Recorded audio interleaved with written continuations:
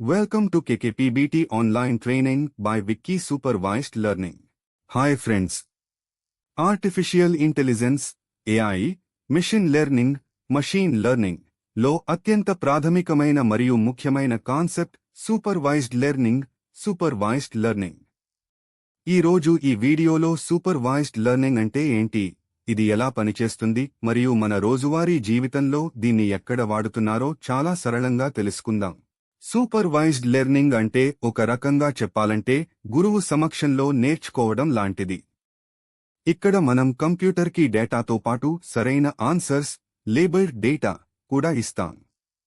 అంటే ఇన్పుట్ సమాచారంతో పాటు దాని టార్గెట్ అవుట్పుట్ కూడా ముందే తెలుస్తుంది. ఈ ఉదాహరణలను చూసి మోడల్ ప్యాటర్న్స్ని అర్థం చేసుకుంటుంది. దీనికి ఒక మంచి రియల్ టైమ్ ఎగ్జాంపుల్ మన జీమెయిల్లోని స్పామ్ ఫిల్టర్. గూగుల్ మిలియన్ల కొద్దీ ఈమెయిల్స్ను స్పామ్ మరియు నాట్ స్పామ్ అని లేబుల్ చేసి ఏఐ మోడల్కి ట్రైనింగ్ ఇస్తుంది. ఈ ట్రైనింగ్ వల్ల కొత్త ఈమెయిల్ రాగానే అది స్పామా కాదా అని సిస్టమ్ ఆటోమేటిక్గా గుర్తించి బ్లాక్ చేయగలదు. సూపర్వైజ్డ్ లెర్నింగ్ ప్రధానంగా రెండు రకాలు. అందులో మొదటిది క్లాసిఫికేషన్, అంటే డేటాను విభిన్న కేటగిరీలుగా వర్గీకరించడం. ఉదాహరణకు ఒక ఫోటో చూసి అది పిల్ల లేక కుక్క అని చెప్పడం, లేదా ఈమెయిల్ స్పామా కాదా అని డిసైడ్ చేయడం క్లాసిఫికేషన్ కిందకి వస్తాయి. రెండవ రకం రిగ్రెషన్.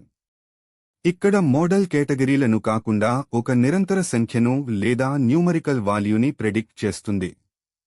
ఉదాహరణకు ఒక ఏరియాలో ఇంటి సైజు మరియు రూమ్స్ సంఖ్యను బట్టి దాని ధర ఎంత ఉంటుందో అంచనా వేయడం, లేదా రేపటి ఉష్ణోగ్రత, టెంపరేచర్ ఎంత ఉంటుందో చెప్పడం రిగ్రెషన్ కిందకి వస్తుంది. అయితే ఒక సూపర్వైజ్డ్ లెర్నింగ్ మోడల్ ఎంత బాగా పనిచేస్తుందనేది మనం ఇచ్చే ట్రైనింగ్ డేటా క్వాలిటీ మరియు క్వాంటిటీపై ఆధారపడి ఉంటుంది.